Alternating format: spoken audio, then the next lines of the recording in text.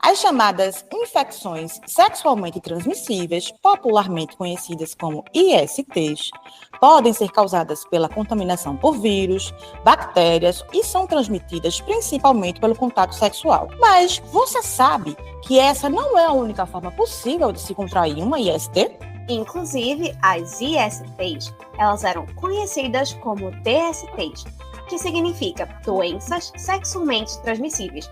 E essa mudança foi adotada pelo Ministério da Saúde lá em 2016. Mas você sabe por que houve essa alteração? No século XX, teve um grande estigma associado às infecções sexualmente transmissíveis, especialmente relacionado ao HIV, mas mesmo que o cenário atual seja diferente do que era 40 anos atrás, ainda existe muita desinformação sobre esse tema. Para ajudar a mudar esse cenário, no episódio de hoje, a gente traz informações verdadeiras e responsáveis sobre esse tema que é considerado, muitas vezes, um tabu. E aí, bora desteorizar as ISTs.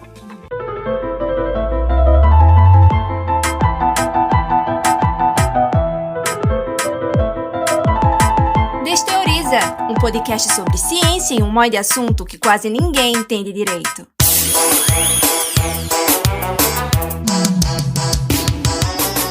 Eu sou Laís Ferreira, jornalista, pesquisadora, trabalho aqui na UFPE e vou me autodescrever para você que está me ouvindo. Eu sou uma mulher de pele clara, tenho uma estatura mediana, nem tão alta, nem tão baixa, tenho cabelos cacheados, castanhos, curtos, cachos bem pequenininhos. Meu cabelo ele é um pouquinho acima da base do pescoço. Ele hoje está dividido para o lado, a parte da frente. E eu prendi um pouquinho dessa parte de cima do meu cabelo na parte de cima da minha cabeça e a parte de baixo você consegue ver um pouquinho dos cachinhos. Eu estou usando uma camisa vermelha de malha, que tem manga um pouquinho acima do meu cotovelo. Eu uso óculos, um óculos que tem armação preta, e na parte de cima ele puxa um pouquinho, quase que como um gatinho. Estou usando um fone de ouvido branco e estou usando brincos coloridos das cores vermelho, laranja e rosa. E eu sou Maria Eduarda, estudante de jornalismo da UFPE e estagiária da diretoria de comunicação. E eu sou uma mulher de estatura mediana, aproximadamente 1,60, com pele clara, cabelos ondulados, longos, castanhos, com mechas loiras, e eu tô usando meu cabelo solto, caindo pelos ombros, e tô vestindo uma blusa preta, de gola V e sem mangas. E agora vamos conhecer a dupla que vai ajudar a desteorizar esse tema com a gente no episódio de hoje. Vou começar chamando Camila Dantas. Bem-vinda, Camila. Por favor, se apresenta pra gente. Muito obrigada, Laís, Eduarda. Bom, né, eu sou enfermeira, sanitarista, tenho mais de 10 anos de experiência na gestão da saúde pública. Eu tenho 37 anos, né, sou mãe de um bebê e, bom, me autodescrevendo, né, eu sou uma mulher cisgênero, da pele branca, né, tenho um cabelo bem curtinho, liso, com uma franja longa e essa franja, ela é loira, o resto do cabelo é bem escuro, castanho escuro. Hoje eu estou usando um batom vermelho, estou com um óculos redondo e estou usando uma blusa de alcinha com uma golinha V na cor verde, que é uma das minhas cores favoritas. Quem participa junto com Camila, que vai desteorizar esse tema com a gente hoje também, é Jonathan Barros. Bem-vindo, Jonathan. Por favor, se apresenta para a gente. Gratidão, Laís, Eduarda, Camila. Eu sou Jonathan, mas pode chamar de John. Eu sou enfermeiro sanitarista, né? Trabalho atualmente como professor substituto da Federal lá no curso de medicina em Caruaru. Sou pai de 2 crianças. Sou um homem gay, né? Eu costumo dizer que eu sou politicamente gay, sexualmente livre. Sou um homem de terreiro, né? Acho que é algo importante de ser dito. Trabalhei alguns anos, né? No programa de STIs do Estado e ficava à frente da política de prevenção. Me autodescrevendo, né? Eu sou um homem branco, cisgênero, tenho uns 1,79, né? Tenho barba, cabelo quase careca, né? Enfim, a idade chegou. E estou com uma blusa preta, social. Você que está nos ouvindo já consegue mais ou menos imaginar como cada um, né? Cada um aqui, eu, Maria Eduarda, Camila, Jonathan, somos, para você associar aí a nossa imagem, a nossa voz. E antes da gente começar o nosso papo mesmo, eu quero convidar você que está nos ouvindo para seguir o Desteoriza nas redes sociais. @Desteoriza no Instagram, Facebook, o X, que é o antigo Twitter, e TikTok. Se você está ouvindo a gente aí no Spotify, Você tem um lugar também que você consegue colocar comentários sobre esse episódio. Pode usar esse espaço também para você deixar perguntas ou para você sugerir temas que a gente possa desteorizar, fazer um episódio para te ajudar a desteorizar esses temas. E em qualquer tocador de podcast, qualquer plataforma que você esteja nos ouvindo, vai ter um lugarzinho lá que você pode apertar o botão seguir. Você passa a seguir o nosso perfil nessas plataformas, e aí toda vez que a gente publicar um conteúdo novo, você recebe a notificação para consumir, para ouvir esse episódio novo que a gente publicar. E também tem um espaço lá, claro, para você avaliar. Então a gente vai para você avaliar esse podcast, deixar lá suas impressões, seus comentários sobre o podcast em si, tem lá as estrelinhas. E se você der 5 estrelinhas, a gente vai ficar muito feliz também. Mas se também não for 5, tá tudo bem também. Você pode usar esse espaço para ajudar a gente a melhorar o nosso trabalho. Tá? Então vamos começar o nosso papo, desteorizar de fato mesmo esse tema. Eu falei na abertura, eu e o Eduardo, a gente falou, né, das siglas IST, depois DST.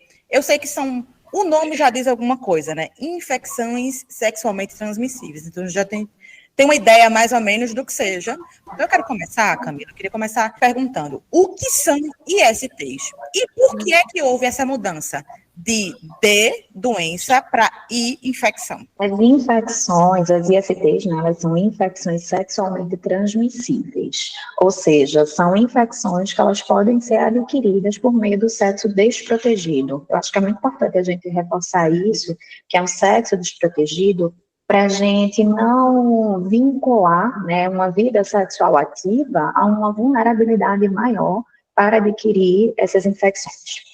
E aí, por que é que a gente chama atualmente de infecções sexualmente transmissíveis e antigamente a gente chamava de doenças sexualmente transmissíveis?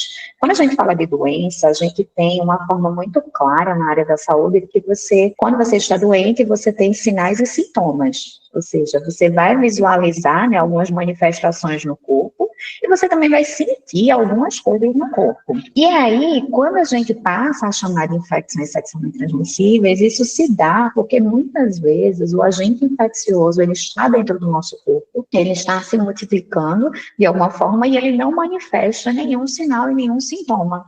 E isso, quando tem a relação sexual desprotegida, você transmite esse agente infeccioso. Por isso que a gente mudou. Muitas dessas doenças, elas se manifestam de uma forma muito silenciosa, sem nenhum sinal e sem nenhum sintoma. Ela se dissemina de uma forma, né, um pouco mais descontrolada, né, na sociedade, porque não se visualiza esses sinais e sintomas, algo que você vai frear, né, ali na hora da relação sexual. Perfeito, Camila. Então, significa que essas infecções, elas podem se apresentar, digamos assim, no nosso corpo de formas diferentes, né? Inclusive, não se apresentar através de sinais, né? A gente pode não ter nenhum sinal que diga que a gente contraiu algum tipo de infecção sexualmente transmissível, não é isso?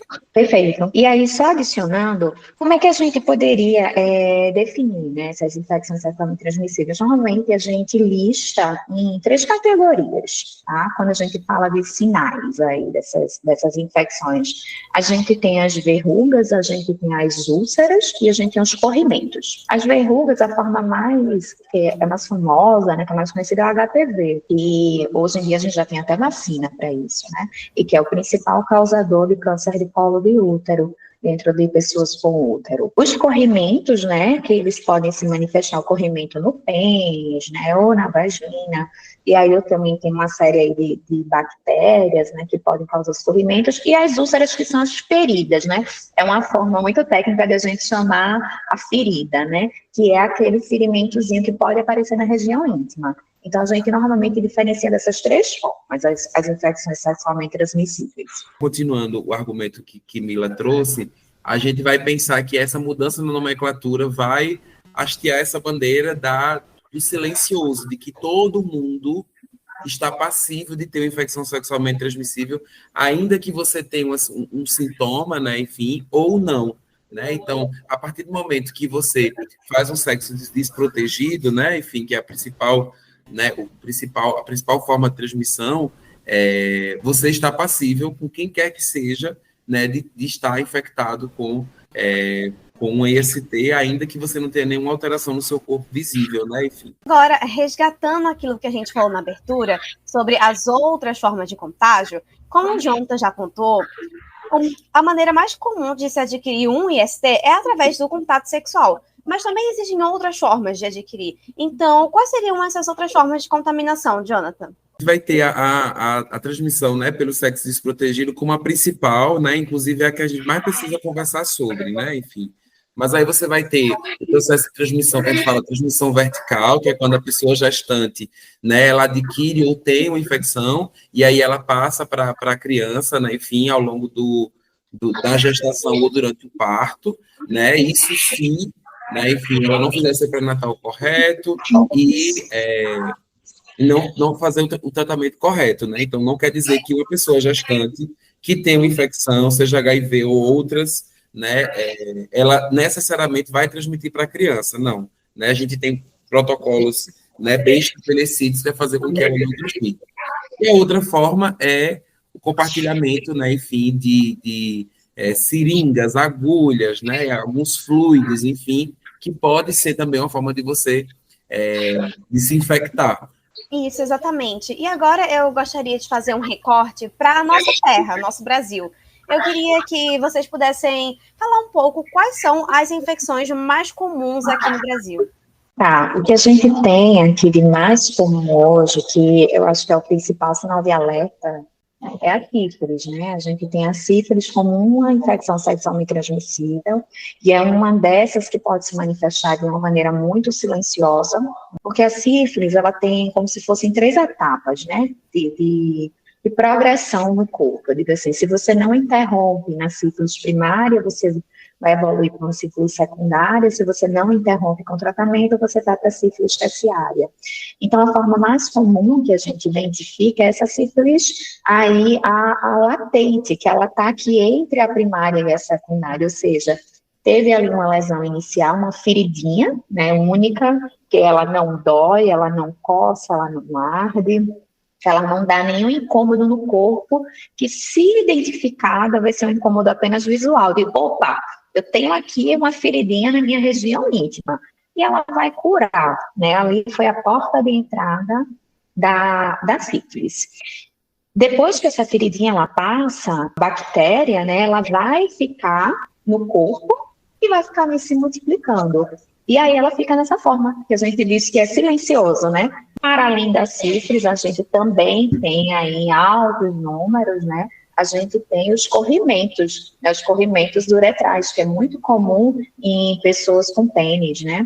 Então, esses corrimentos uretrais, aí é clamídia, né? Gonococo, então essas gonorreias são muito comuns. E, além disso, a gente não pode deixar de falar do HIV, que também os números, eles ainda são preocupantes, que se não fosse, não existia uma série de intervenções dentro da política pública para poder controlar, né, essa disseminação. Você falou aí de números, Camila. Eu trouxe uns números aqui para a gente enriquecer essa conversa e pensar a partir desses números, né? Existe um número de casos, né, de pessoas com ISTs no Brasil, e esse número vem aumentando, né? De acordo com o Ministério da Saúde, houve um aumento de 15% nos casos de infecção pelo vírus HIV nos anos de 2020 e 2021. Nesse período, houve um aumento de 15%. E 360 mil casos de sífilis, que foi isso que você falou também, que essa é uma das principais infecções, né, que existem no Brasil. Então, 360 mil casos de sífilis foram registrados entre janeiro de 2018 e junho de 2020. Fora os casos que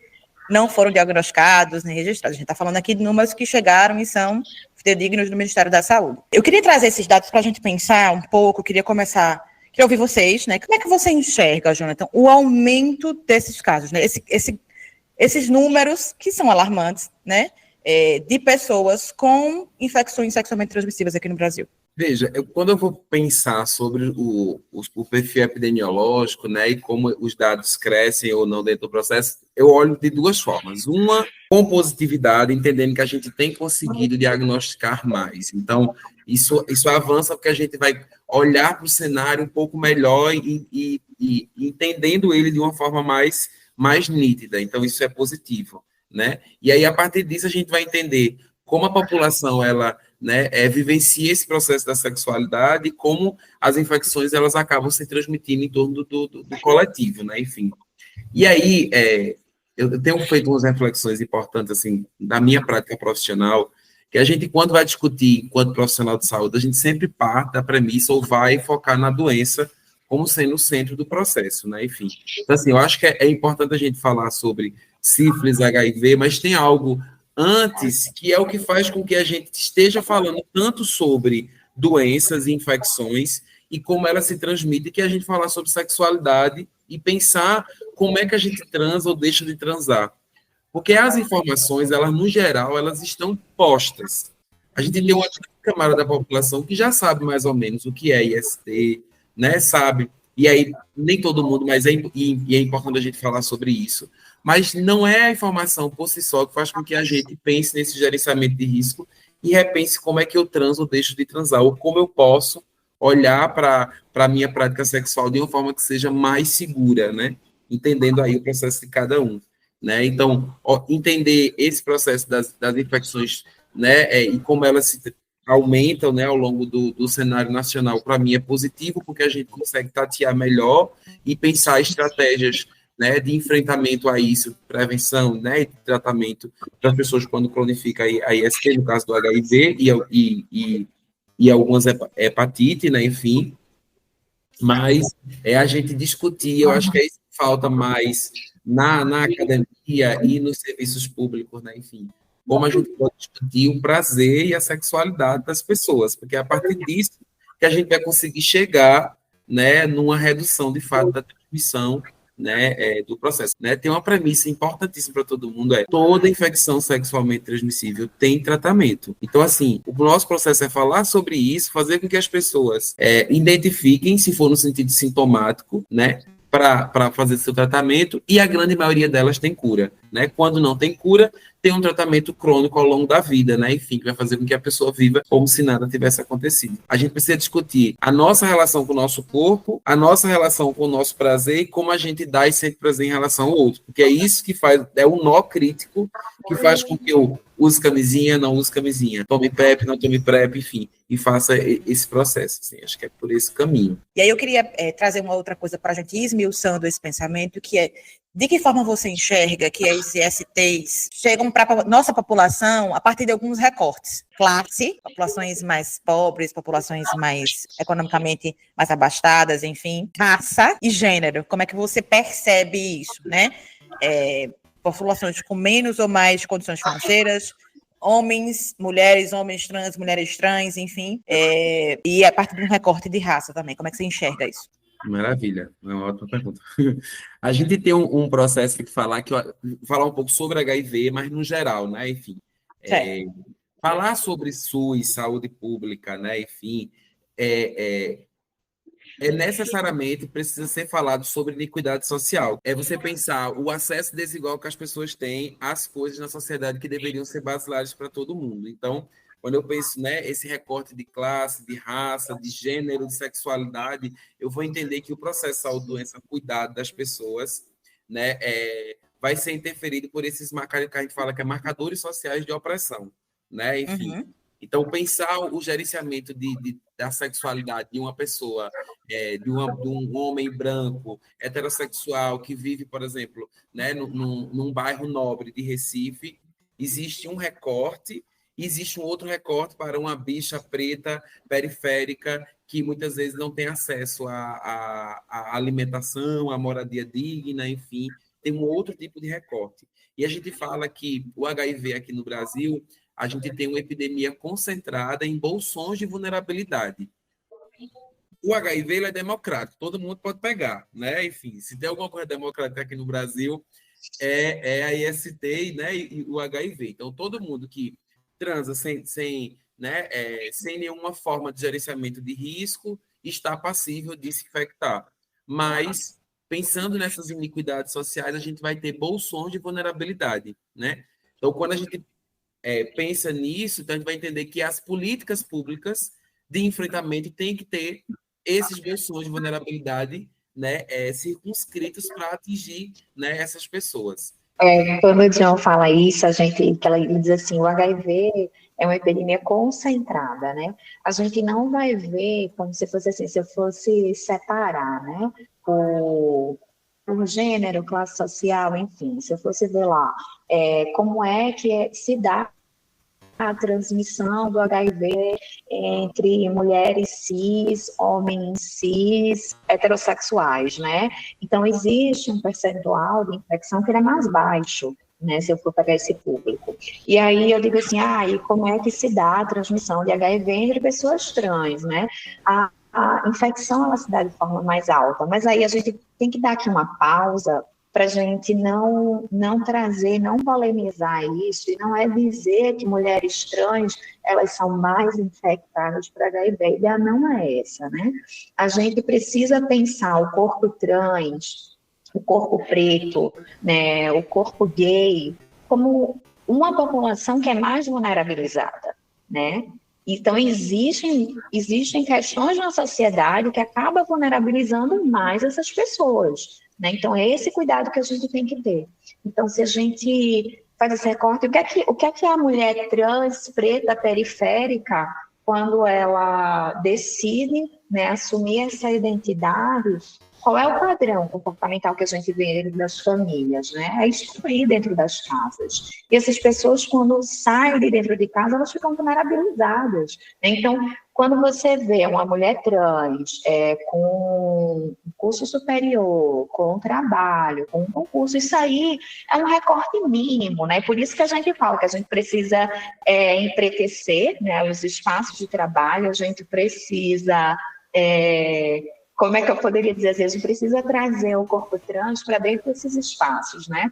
Porque a gente trazendo, a gente permite que aquela pessoa consiga fazer um gerenciamento melhor de risco de sua saúde, né? Então, trabalhar prevenção, ele tem muito mais a ver por uma questão social, né, do que, de fato, uma regra de conhecimento, por eu saber como eu posso me prevenir. Existem muitas outras questões sociais. Então, quando a gente fala disso, que você traz os dados epidemiológicos, infelizmente, o HIV, ele tem cor. O HIV, ele tem classe social. Quando a gente fala aqui de Brasil, né? O único estado aqui no Brasil que o HIV, ele tá ali. Todo mundo tem o mesmo risco de se infectar pelo HIV lá no Rio Grande do Sul. Mas quando a gente sobe aqui para o resto do país, né, a gente tem ali o risco de adoecer por HIV, ele é mais presente em pessoas trans, né? O risco ele é maior nas pessoas trans, nos homens gays, né, e nas pessoas pretas. Então, isso é uma questão muito mais social do que de saber como se prevenir. Só para você que está nos ouvindo entender essa pergunta que eu vou fazer, a gente tem sempre uma conversa prévia com quem vai participar do nosso episódio. Eu tive uma conversa prévia com Jonathan, com Camila, e uma das coisas que surgiu na nossa conversa prévia foi sobre prevenção ser entendida de forma subjetiva. E aí eu queria trazer essa conversa de bastidores para a nossa conversa aqui de gravação, foi uma conversa que eu tive com Camila. Queria que se você pensasse e falasse sobre isso, Camila, quando você disse assim, Laís, prevenção, ela precisa ser entendida de forma subjetiva. O que é isso? O que é essa prevenção ser entendida de forma subjetiva? Então, o que é que faz parte desse processo de prevenção ser entendido de forma subjetiva? Eu vou trazer um exemplo bem simplório, tá? Perfeito. Para poder falar sobre isso. A frase use camisinha, ela já não mais se aplica a todo mundo. Usar camisinha não faz parte do dia a dia de muitas pessoas, tá?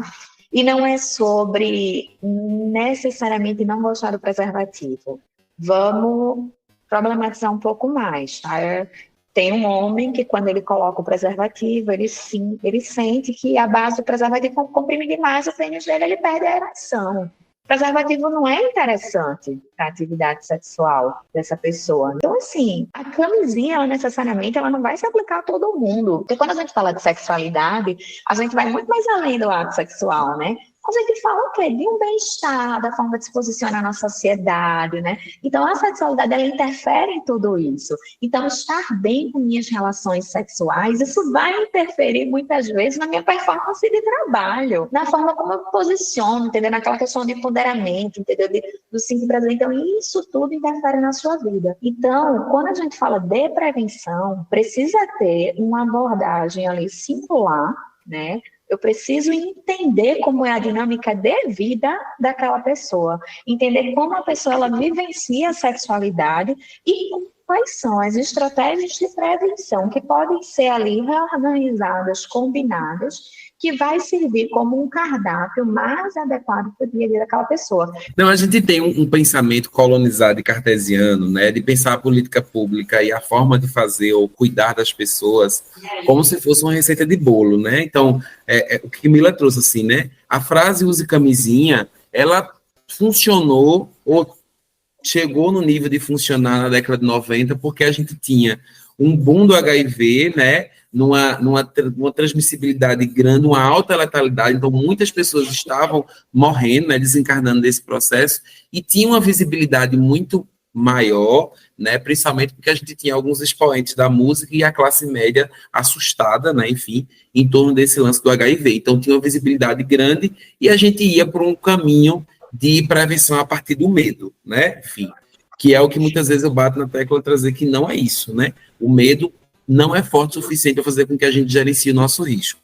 Então, pensar a prevenção é você, enquanto profissional, ou enquanto, né, enfim, política pública, de que ela não é uma receita de bolo e eu tenho que ter uma abordagem individual para cada pessoa. Então, essa complexidade do cuidado e da prevenção, tem várias outras camadas sociais que a gente precisa falar sobre elas quando a gente vai proporcionar esse gerenciamento. Tem uma via de prevenção que é com a medicalização, né, que é a PEP, PrEP, enfim, que avança em alguns sentidos, né, enfim, de verdade, porque você vai dar outras alternativas de gerenciamento de risco para aquela pessoa. Entender que ninguém gerencia 100% seu risco, certo? Não existe sexo 100% seguro, não existe. A gente existe sexo mais seguro. Eu vou trazer e vou gerenciar o máximo possível, né, o que eu consigo gerenciar, mas entendendo, né, esse movimento da subjetividade e o que é possível para mim naquele momento do meu prazer, né, enfim. Tem algo do nosso corpo que eu gosto sempre de falar nesses espaços para todo mundo ficar atento, assim, enfim. A gente tem uma escadinha de possibilidades de transmissão. Então eu tenho o sexo anal como a maior possibilidade,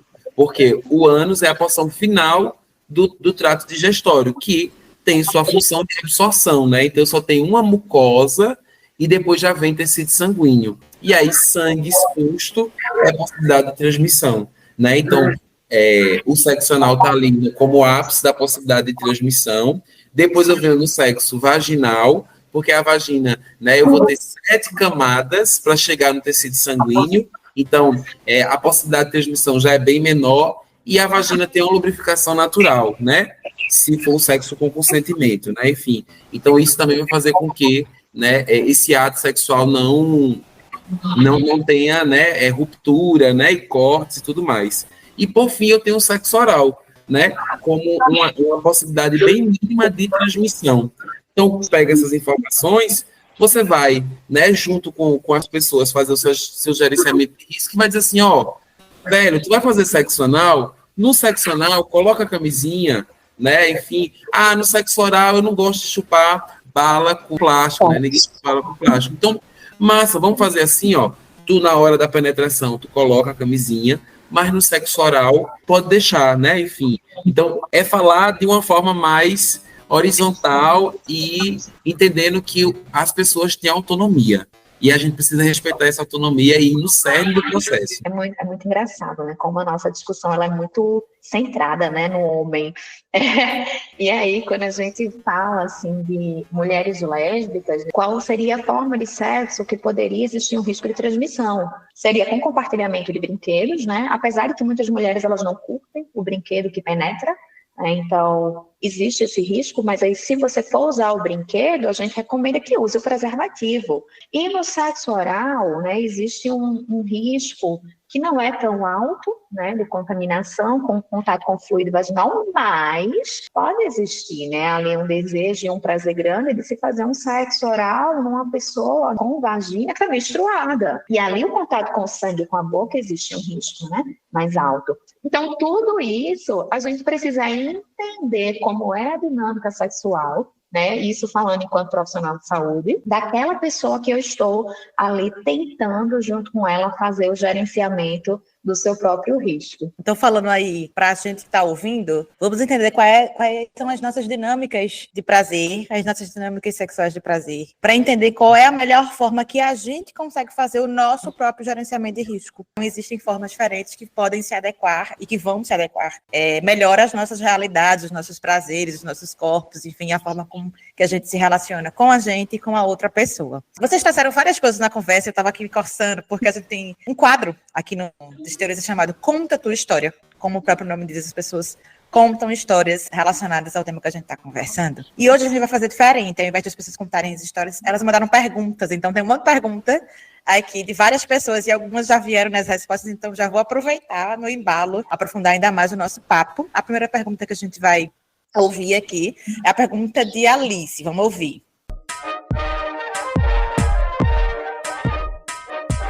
Conta a tua história. Bom dia, meu nome é Alice Ferreira, eu sou estudante de jornalismo da UFPE. Queria entender do que se trata o coquetel que se usa para a prevenção de infecções sexualmente transmissíveis e em que ocasiões dá para tomar ele. Bom, a pergunta de Alice tem a ver aí com coquetel de prevenção e tal. Eu já queria juntar essa pergunta com duas siglas que já vieram aí nas falas de Camila, na fala de Jonathan, que é a sigla que é PEP e PrEP. Tem a ver um pouco também com esse coquetel de prevenção. Queria saber, Jonathan, queria que você explicasse para a gente. Então, acho que a primeira coisa para falar é importante o termo coquetel, de onde é que surge, né? Enfim, hoje, né, a indústria farmacêutica, né, junto com a política pública do Brasil, a gente avançou muito. Então, hoje o tratamento para HIV, a gente usa no máximo 1 ou 2 antirretrovirais. Então, é 1 ou 2 comprimidos. Lá na década de 80, 90...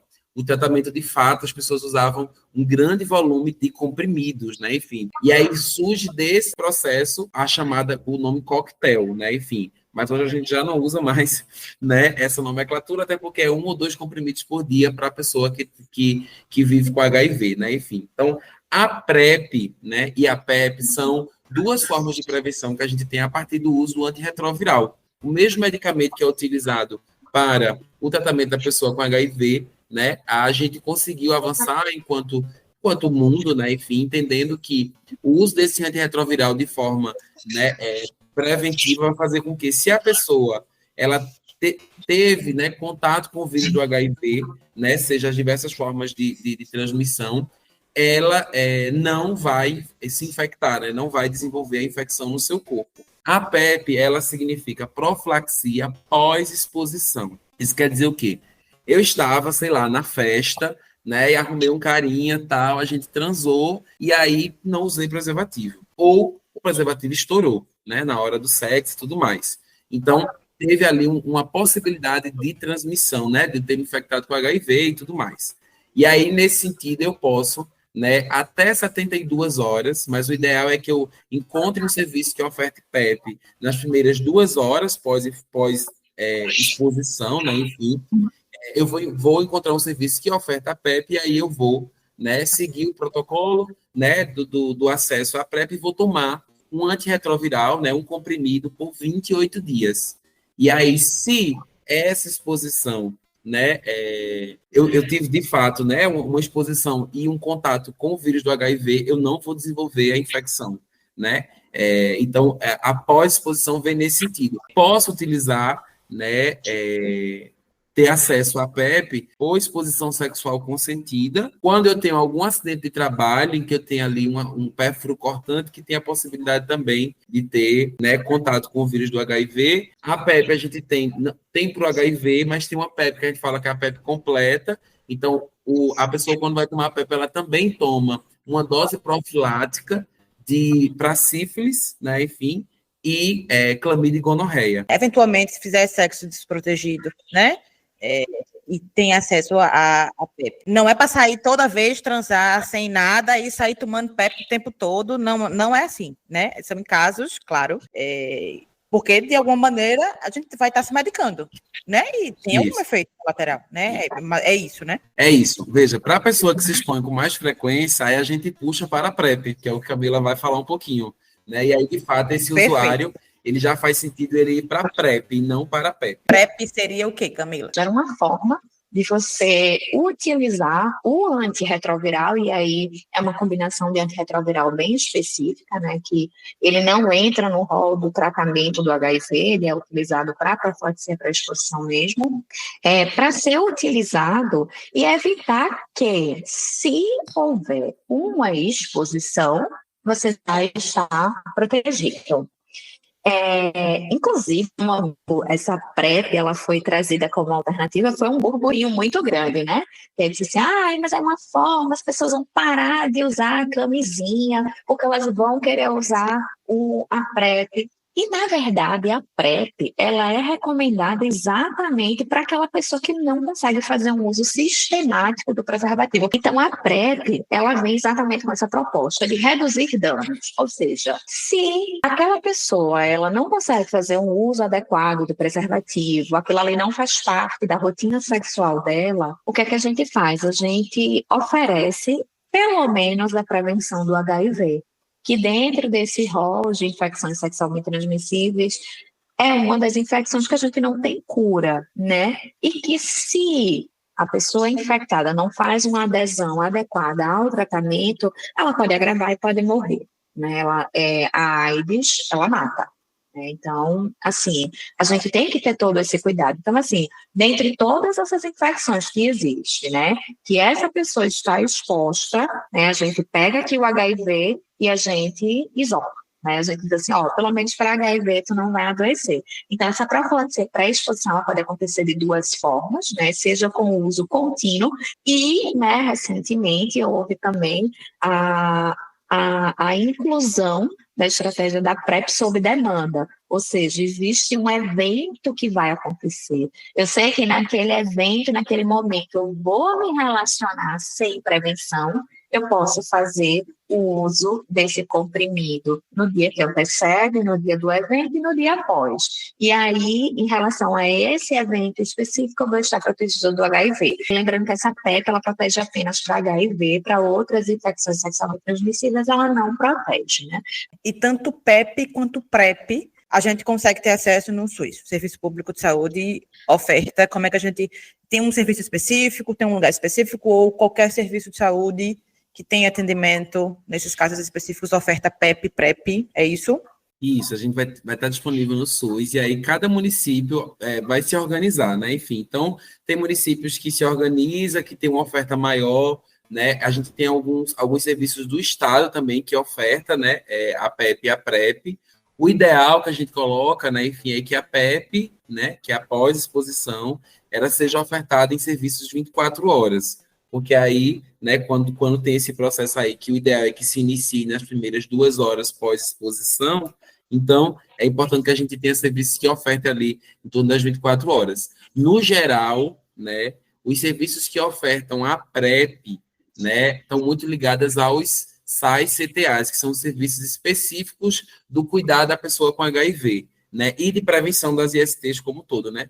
Então, alguns municípios eles vão ofertar isso nos seus serviços específicos do cuidado do HIV e das ISTs, né, que se chama o SAI e o CTA, né, enfim. Eu gostaria de puxar agora uma outra pergunta, que é muito comum, inclusive, que é sobre qual é a diferença entre HIV e AIDS. Porque durante muito tempo a gente sempre ouviu que eram a mesma coisa, mas Camila já apontou que são coisas diferentes. Aí eu só queria pedir para tu explicar um pouquinho mais essa diferença, por favor. Tá.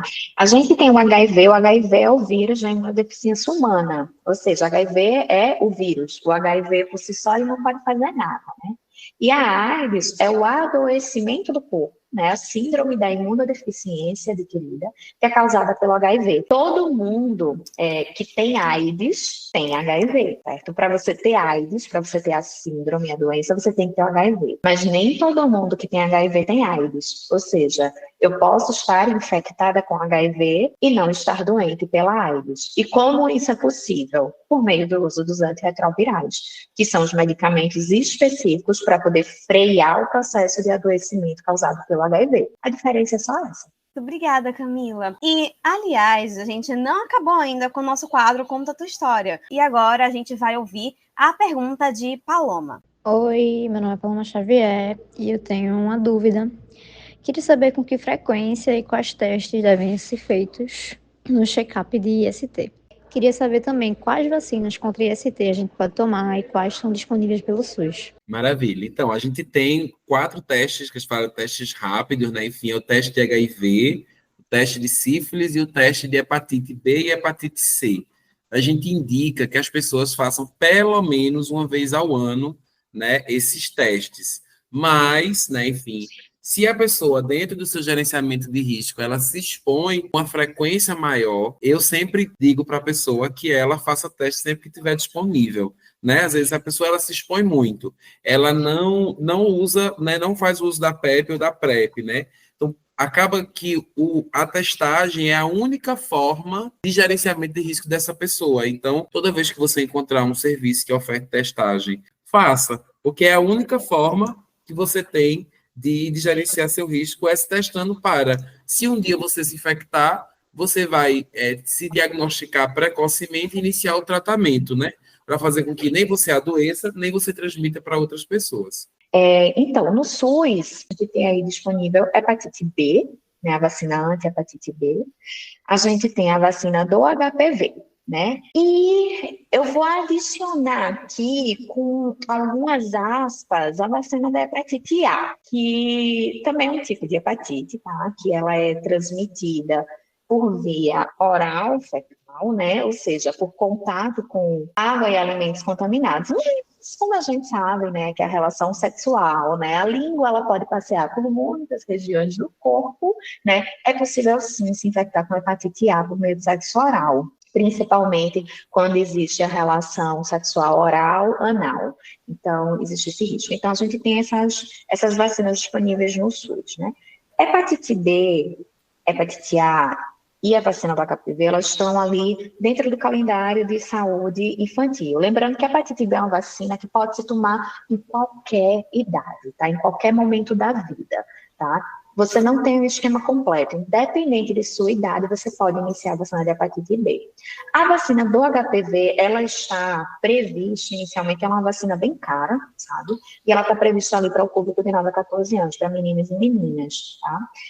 Existiu todo um burburinho em torno da vacina do HPV. Por quê? Porque sexualidade é uma pauta delicada. É um tema fervoroso na sociedade, não é verdade? E principalmente quando a gente fala de sexualidade de criança. Eu acho que isso, falar de vacina de HPV é algo que acaba puxando para isso, né? Então, a vacina do HPV, quando ela estava ali prevista, houve todo um nervosismo em torno da pauta, que a gente escutou falas do tipo assim, e se eu vacinar, eu vou dar uma carta branca para que a vida sexual seja iniciada, e não tem nada a ver, porque a vacina da hepatite B está aí há muito mais tempo, ela é administrada no nascimento até, né? A vacina da hepatite B, e ela também é para poder prevenir uma infecção sexualmente transmissível, né? E a hepatite A, ali no meio da infância, também a pessoa vai tomar, né, para poder realmente evitar o adoecimento pela hepatite A, que para alguns públicos, alguns recortes, ela também está priorizada.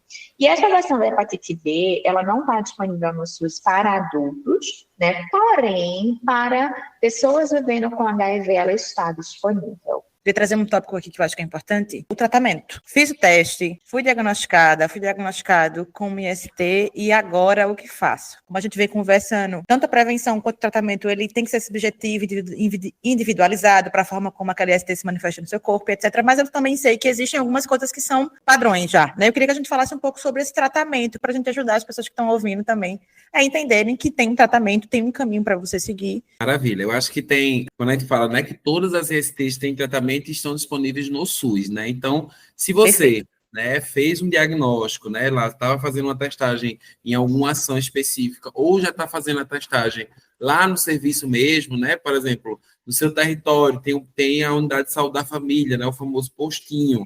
Então, assim, lá vai ser o lugar que você deve ir para buscar, né, tanto fazer o diagnóstico, confirmar diagnóstico, né, enfim, e ter acesso ao tratamento. O tratamento vai ser, né, uma grande parte dele vai ser na saúde da família, lá no seu posto.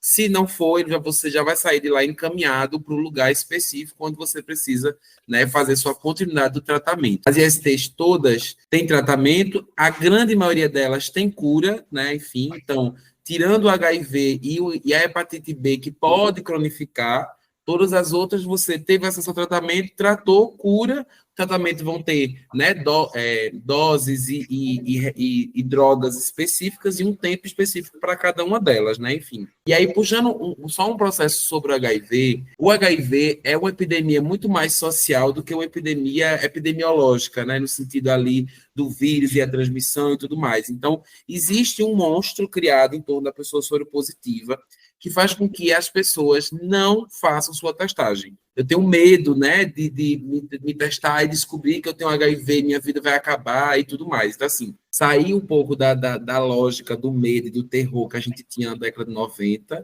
a gente já saiu desse cenário.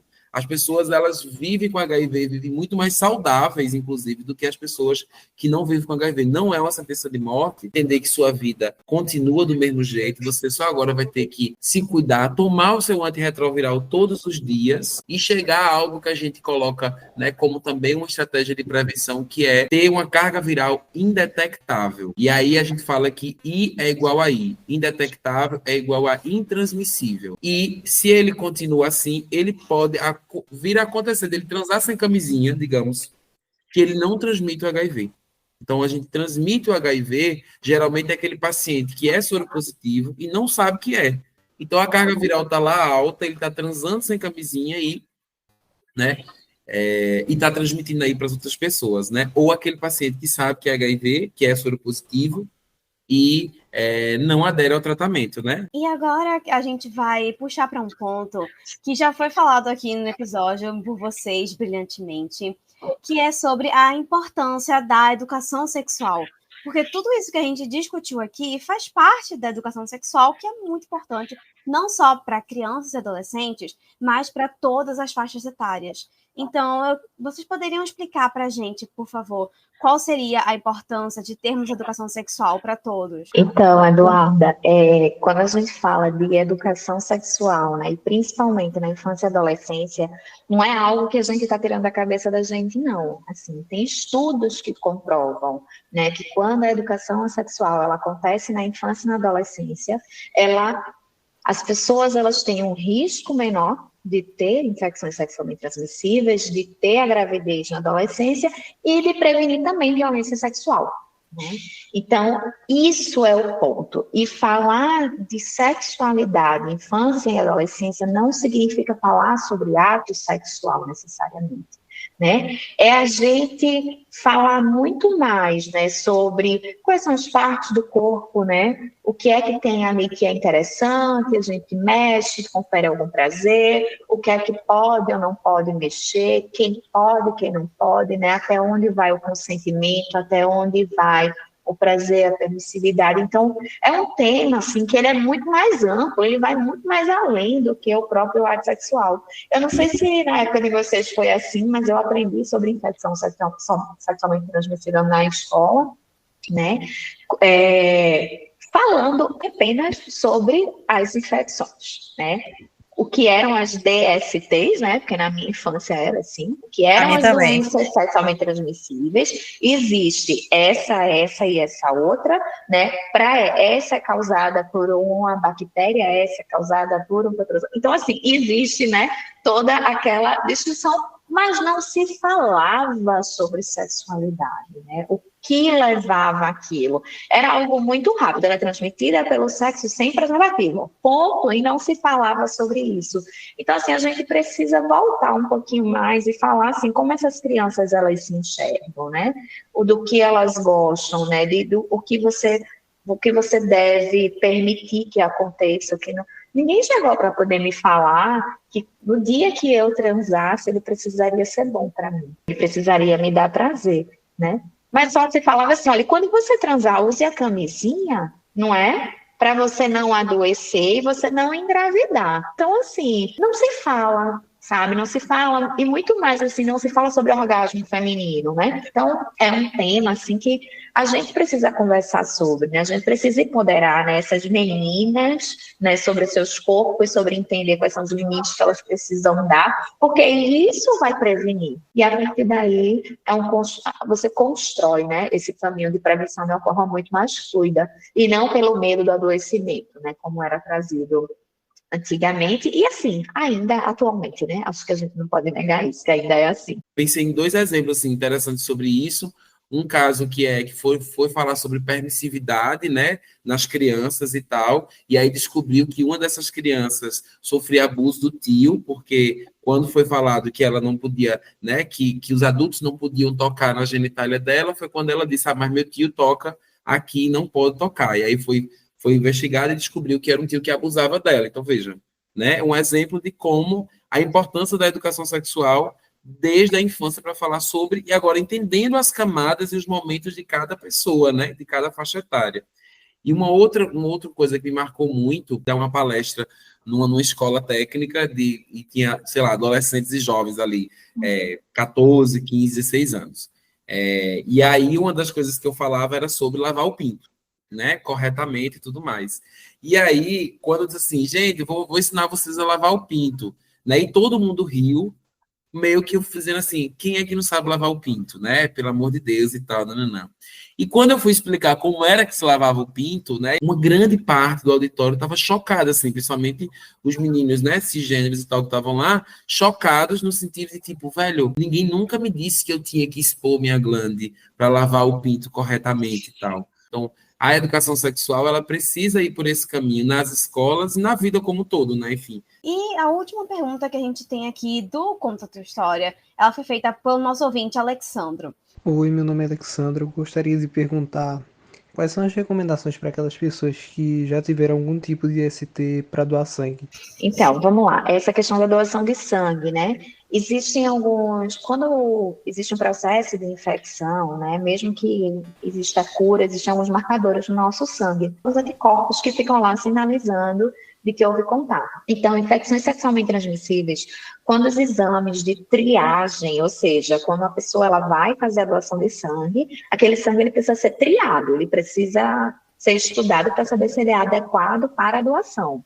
Então, quando os exames eles são feitos, por exemplo, uma pessoa que ela teve sífilis uma vez na vida, para sempre, né, fica lá uma sinalização no seu sangue de que ela teve sífilis. Por mais que ela tenha tido infecção recente, antiga, sim ou não, a gente vai ter aquela sinalização no sangue, né, de que houve contato com a doença. E aí, de fato, o sangue ele não é recomendado para doação, porque não pode existir o risco de uma manifestação daquele adoecimento, né, num possível receptor. Então, precisa realmente ter esse cuidado, né? E agora chegou a hora de mais um quadro, aquele do Teoriza, o nosso Pegando o Bigu, um quadro onde a gente conhece o que é que está rolando de pesquisa, de atividade, de projeto de extensão, enfim, de alguma atividade que está sendo desenvolvida na UFPE, pela UFPE, ou por alguém ligado à UFPE, que tem a ver com o tema que a gente está discutindo nesse episódio. E hoje a gente vai conhecer a Isiane Carvalho, que fez a tese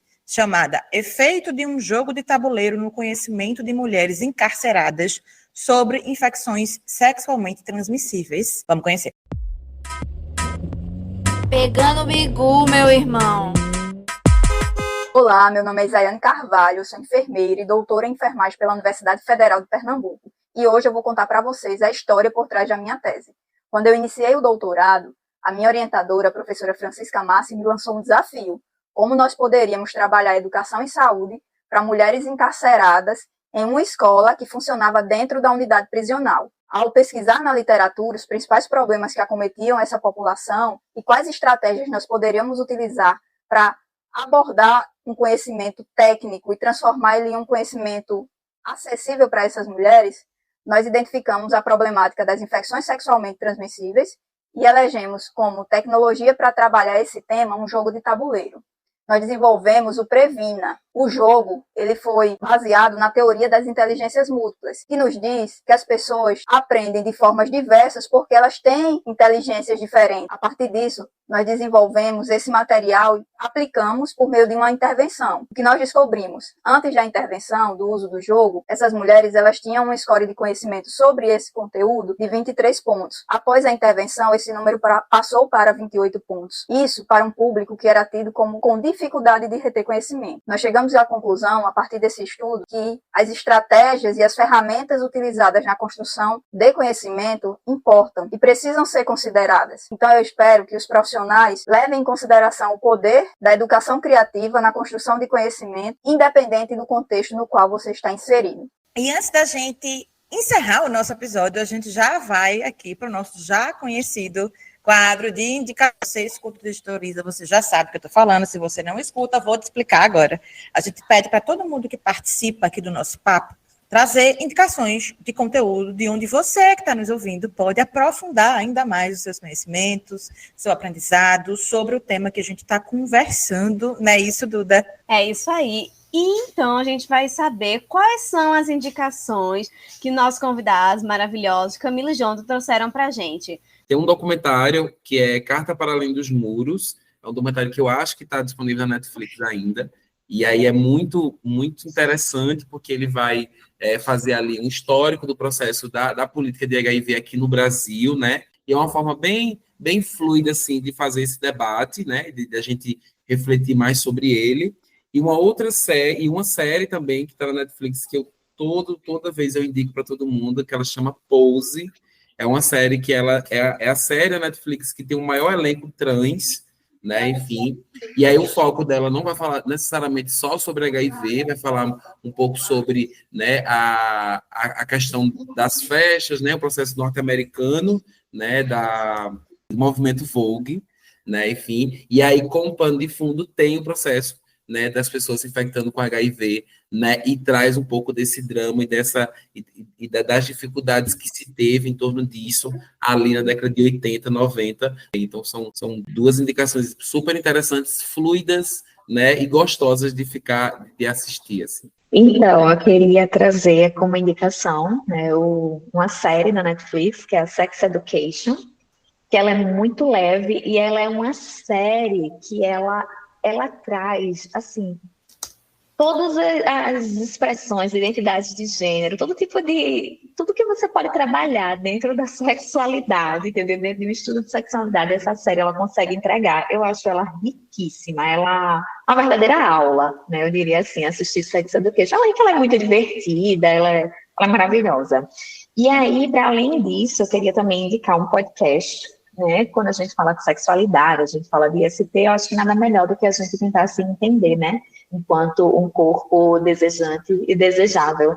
E aí eu trago uma série de podcast que é o Sexoterapia, que é com a sexóloga Ana Canosa, que são situações e discussões assim riquíssimas, né, no campo da sexualidade.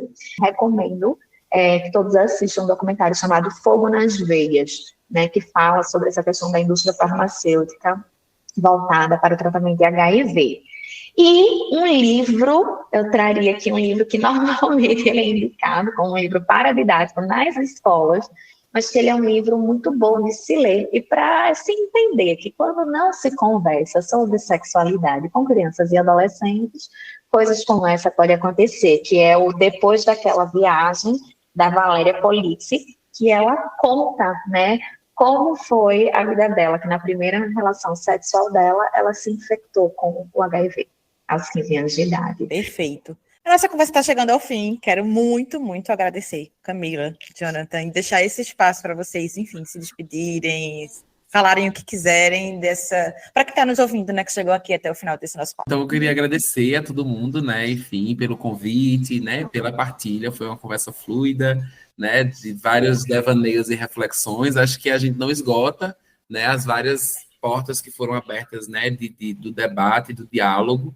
e pensar, eu acho que para terminar, assim, pensar o nosso corpo como um templo, né, enfim, e que a gente precisa cuidar dele, entender ele, né? Então, pensar a nossa sexualidade, pensar o nosso gerenciamento, é respeitar esse corpo e esse templo que a gente tem aqui enquanto existência, né? Enfim, vamos festejar e celebrar esse corpo de uma forma que faça sentido para a gente e para o outro, né? E que esse templo, essa festa, continue sempre alegre, né? Então, Acho que é esse o caminho, né? Em torno das ISTs, da sexualidade, do sexo e do prazer. Queria agradecer, né, Laís, Eduarda, por vocês terem me proporcionado, né, esse momento e dizer a todo mundo que se olhe e se toque, né? Eu acho que esse é o principal ponto, né? E se testem, né? Pelo menos uma vez ao ano ou mais, né? A testagem rápida também faz parte do gerenciamento de risco. Então, muito obrigada.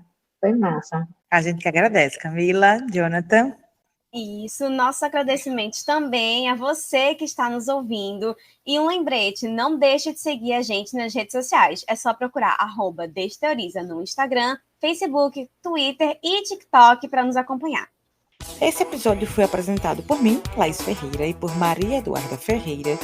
Teve produção de Marília Félix, Maria Eduarda Ferreira e Richard Holanda. Tem edição de Estela Lima e design de Ana Letícia Almeida, André Cavalcante, Ludovico Soares e Sandra Chacon. Eu e toda essa galera, a gente te espera no próximo episódio. Até lá!